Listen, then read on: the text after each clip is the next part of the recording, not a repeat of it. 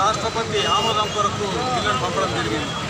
ఈ బిల్లు అధ్యక్షులు చెప్పినట్టు అనేక పర్యాయాలు అనేక మందితో డిస్కషన్స్ చేసి సవరణలు చేసిన తర్వాత అందరికీ యోగ్యంగా ఉండాలనే ఉద్దేశంతోనే ఈ బిల్లుని తయారు చేసి ప్రజల ముందుకు తేవాలని కోరుకుంటున్నారు. బీజేపీ మైనారిటీలకు ఎట్టి పరిస్థితుల్లో వ్యతిరేకం కాదు, వాళ్ళ హక్కుల్ని కాపాడడానికి ఎప్పుడూ కట్టుబడి ఉంటామని రాష్ట్ర ప్రజలందరికీ తెలియజేసుకుంటూ మైనారిటీ వర్గాల యొక్క హర్షం వ్యక్తం చేస్తూ సెలవు తీసుకుంటున్నాను. ధన్యవాదాలు. బిల్లు ఆమోదం పొందిన రోజే ముస్లిం పేద సమాజానికి వెలుగొచ్చిన రోజని సందర్భంగా తెలియజేస్తున్నాను.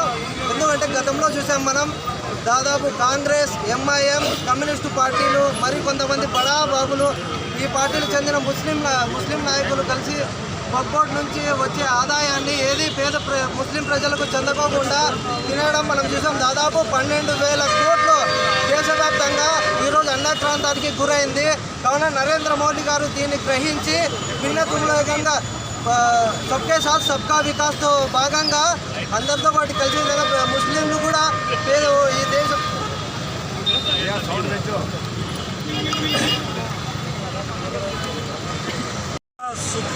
చరిత్ర కలిగిన రోజు ఈరోజు 2 రోజుల నుంచి గత రంజాన్ ఉగాది పండుగల తర్వాత దేశంలో మరొక్కసారి పండుగ వాతావరణం నెలకొని ఉంది.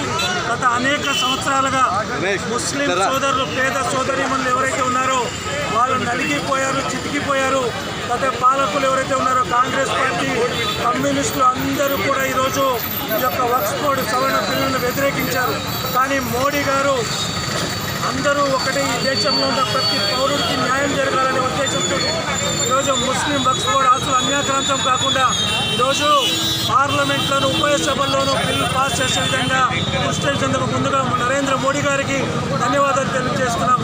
అంతేకాదు గత 70 సంవత్సరాల కాంగ్రెస్ పాలనలో అనేక వక్ఫ్ భూములు అన్యాక్రాంతం అయిపోయి పేద మహిళలకు కానీ అనేక మంది ముస్లింలకు కానీ ఈరోజు ఆ భూముల వలన వచ్చే లాభం అందకపోగా బడాబాబులకు అందించినటువంటి ఘనత కాంగ్రెస్ పార్టీ. ఈరోజు కాంగ్రెస్ పార్టీ వక్ఫ్ బోర్డు బిల్లు సవరణ బిల్లు ప్రవేశపెడితే వ్యతిరేకించినటువంటి నాయకులు రాహుల్ గాంధీ, మల్లికార్జున ఖర్గే గారు. మీకు నిజంగా సిగ్గుందని అడుగుతున్నా. కాంగ్రెస్ పార్టీ ముస్లింలను ప్రతిసారి కూడా ప్రతి ఎన్నికల్లో వాళ్ళని ఓట్ బ్యాంకుగా చూసింది, వాళ్ళని సంతుష్టీకరణ రాజకీయాలు చేయడానికి మాత్రమే చూసింది తప్ప వాళ్ళ ఎదుగుదలకు ఎప్పుడు కూడా కృషి చేయలేదని చెప్పి ఈ సందర్భంగా తెలియజేస్తున్నాం.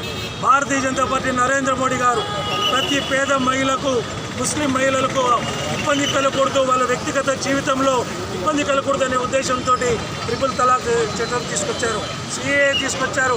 ఈరోజు వక్ఫ్ బోర్డు సవరణ బిల్లు కూడా అనేక వేల ఎకరాల భూములు అన్యాక్రాంతం కాకుండా వాటి వలన వచ్చేటువంటి ఆదాయం అంతా కూడా ముస్లింల అభివృద్ధి కోసం ఉపయోగించాలనే ఉద్దేశంతో ఈ వక్ఫ్ బోర్డు తీసుకొచ్చారు. కాబట్టి వక్ఫ్ బోర్డు బిల్లు దీనంతటికీ కూడా శుభాకాంక్షలు తెలియజేస్తున్న మరొకసారి యావత్ ముస్లిం సోదరులు అభివృద్ధి చెందాలని కోరుకుంటున్నాం.